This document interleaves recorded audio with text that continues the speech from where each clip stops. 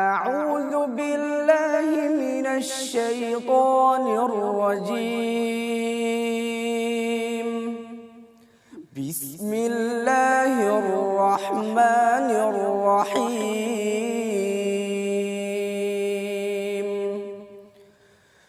آمن الرسول بما أنزل إليه من ربه والمؤمنون. وعلیکم السلام ورحمۃ اللہ وبرکاتہ۔ دیکھیے محترم، یزید کے سلسلے میں لوگوں کے درمیان اختلاف آیا جاتا ہے کہ ان کے سلسلے میں ہمیں کیا موقف اختیار کرنا چاہیے، اور یزید کے سلسلے میں جو موقف کی بات ہے، اس سلسلے میں لوگوں کی 3 قسمیں ہیں۔ لوگوں کی پہلی قسم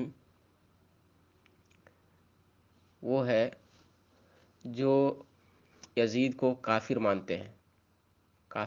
مسلمان نہیں مانتے، ان کو کافر مانتے ہیں، جابر اور ظالم بادشاہ مانتے ہیں۔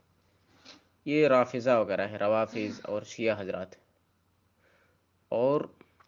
چونکہ وہ کافر ہیں ان کے نزدیک، اس لیے ان کو گالی گلوچ کرتے ہیں، لعنت بھیجتے ہیں۔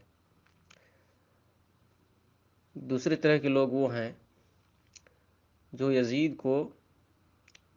پکا اور سچا مسلمان مانتے ہیں اور ان کے لیے کامل محبت رکھتے ہیں، ان کے لیے پوری محبت رکھتے ہیں، محبت کرتے ہیں، اور ان کو پکا اور سچا مسلمان سمجھتے ہیں۔ تیسرا طبقہ لوگوں کا وہ ہے جو حضرت یزید کو نہ کافر مانتے ہیں اور نہ ہی پکا اور سچا مسلمان سمجھتے ہیں، لیکن مسلمان سمجھتے ہیں۔ پکا سچا مسلمان نہیں، لیکن مسلمان سمجھتے ہیں۔ پھر اس آخری طبقے میں اختلاف واقع ہوا علماء کے درمیان کہ اب یزید کو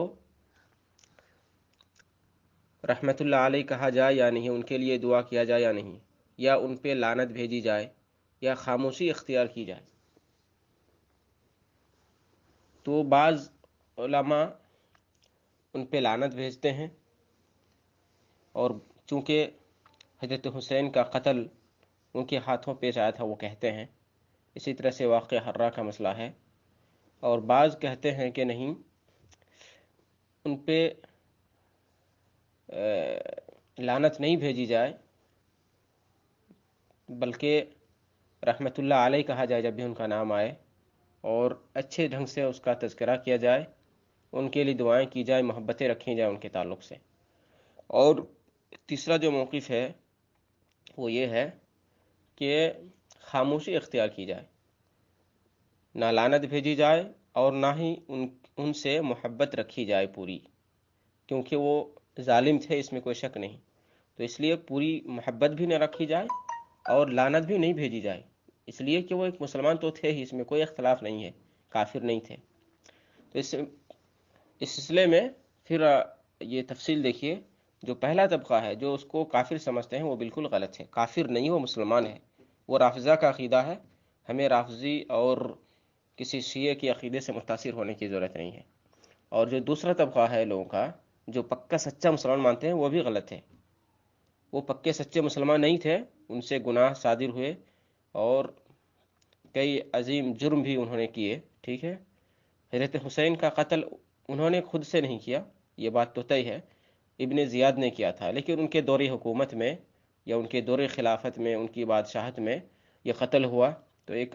بڑا جرم تھا برکیف، اور ابن زیاد کو بھی اس طرح سے سزا نہیں انہوں نے دی، سزا دینی چاہیے تھی۔ اسی طرح سے واقعہ حرہ کا مسئلہ ہے، تو اس طرح سے ان سے کئی جرم واقع ہوئے ہیں، اس لیے ان کو پکا سچا مسلمان بھی نہیں کہہ سکتے ہیں، یہ بھی موقف صحیح نہیں ہے۔ اب جو ہے نا تیسرا جو موقف ہے لوگوں کا کہ وہ پکا سچا بھی مسلمان نہیں ہے اور کافر بھی نہیں ہے، لیکن وہ مسلمان ہے، ایک بادشاہ ہے، ان سے ظلم واقع ہوا ہے، اور ان کے کچھ حسنات بھی ہیں، نیکیاں بھی ہیں، اور خطائیں بھی ہیں، غلطیاں بھی ہیں، جرم بھی ہیں۔ تو اس سلسلے میں جو 3 موقف ہے علماء کا، ایک لعنت بھیجتے ہیں کیونکہ حضرت حسین کا قاتل ان کو سمجھتے ہیں، لیکن صحیح یہ ہے کہ وہ ڈائریکٹ قاتل نہیں ہے، انہوں نے قتل کرنے کا حکم نہیں دیا تھا، ابن زیاد نے ان کو قتل کیا، لیکن بس ان کی غلطی ایک آپ کہہ سکتے ہیں کہ ان کے دوری حکومت میں ان کا قتل ہوا۔ اور تیسرا جو موقف ہے کہ ان پہ لعن طعن کرنے کا، یہ بھی صحیح نہیں ہے، اس لیے کہ مسلمان ہے، کسی ایک خاص مسلمان کو معینہ طور پر لعن طعن کرنا درست نہیں ہے۔ اور تیسرا جو موقف ہے وہ یہ ہے کہ خاموشی اختیار کی جائے، یہ امام احمد بن حنبل وغیرہ کا موقف ہے۔ امام احمد بن حنبل سے پوچھا گیا کہ یزید کے تعلق سے ہمارا کیا موقف ہونا چاہیے، تو انہوں نے کہا کہ لا نحبہ ولا نلعنہ، کہ نہ میں ان سے محبت کرتا ہوں اور نہ ہی مذمت ان کی کرتا ہوں اور نہ ہی ان پہ لعن طعن کرتا ہوں۔ تو آدمی کو یہی موقف اختیار کرنا چاہیے۔ شیخ الاسلام ابن تیمیہ رحمۃ اللہ علیہ کہتے ہیں کہ یہی موقف سب سے بہتر موقف ہے، نہ اس میں افراط ہے اور نہ ہی تفریط ہے۔ تو لعنت بھی نہ بھیجے، معینہ طور پر کسی پہ لعنت نہیں بھیجنی چاہیے۔ اگر مسلمان ہے، ثابت ہو گیا کہ وہ کلمہ گو مسلمان تھا، ظاہر وہ مسلمان تھا، اس میں کسی کو اختلاف نہیں ہے، جو اہل سنت والجماعت کے لوگ ہیں ان میں کسی کو اختلاف نہیں ہے ان کے مسلمان ہونے میں، تو جب وہ مسلمان ہے تو لعنت نہ بھیجا جائے۔ برکیف ایک مسلمان ہونے کے ناطے ان سے بہت ساری غلطیاں ہوئی ہیں، اللہ رب العالمین انہیں معاف کرے۔ اور ایک دوسری بات ہے جس کی طرف آپ کی توجہ چاہوں گا، وہ یہ ہے کہ یہ یزید قسطنطنیہ کی لڑائی میں شامل تھے۔ قسطنطنیہ جو آج استنبول یا اب ترکیہ کے نام سے اس کو جانتے ہیں، اس کو قسطنطنیہ کہا گیا تھا پہلے۔ تو آپ صلی اللہ علیہ وسلم نے فرمایا تھا کہ قسطنطنیہ کی لڑائی میں جو شریک ہوگا اللہ رب العالمین اسے معاف کر دے گا۔ تو یزید اس لشکر کے امیر تھے، اس لشکر کے اس کاروان کے امیر تھے، اس فوج کے امیر تھے۔ تو بہرکیف فضیلت تو ان کی یہاں بھی ہے کہ اللہ رب العالمین نے ایسے ان تمام لوگوں کی بخشش کی دعا کی تھی جو قسطنطنیہ کی لڑائی لڑیں گے، تو آپ صلی اللہ علیہ وسلم نے یہ پیشن گوئی کی تھی اور لڑائی بھی گئی، اور یزید بھی اس لشکر میں شامل تھے، اس فوج میں شامل تھے، بلکہ وہ امیر تھے اس کے، اس لیے ان کی یہاں فضیلت بھی ہے۔ بہرکیف اس کو ہم لعن طعن نہیں کریں گے، ان پہ لعنت نہیں بھیجیں گے، اور نہ ہی کامل محبت کریں گے، جس طرح سے ایک نیک اور صالح آدمی سے محبت کرتے ہیں، جیسے عمر بن عبدالعزیز سے ہم محبت کرتے ہیں، ابو بکر سے، علی سے، عمر بن خطاب سے، جس درجے کی، یا کسی صحابی سے جس درجے کی محبت کرتے ہیں، یا کسی انصاف پسند حاکم اور بادشاہ سے جس قدر ہم محبت کرتے ہیں اس قدر ہم محبت نہیں کریں گے، لیکن ایک مسلمان کے ناطے ہم ان پہ ان کے تئیں دل میں ایک محبت تو رکھیں گے ہی، کیونکہ ایک مسلمان تھا، کلمہ کا مسلمان تھا، لیکن لعن طعن ہم نہیں کریں گے، لعن طعن سے بچنا چاہیے، یہی معتدل قول ہے۔ اور اسی پر کئی علماء نے کتابیں بھی لکھی ہیں،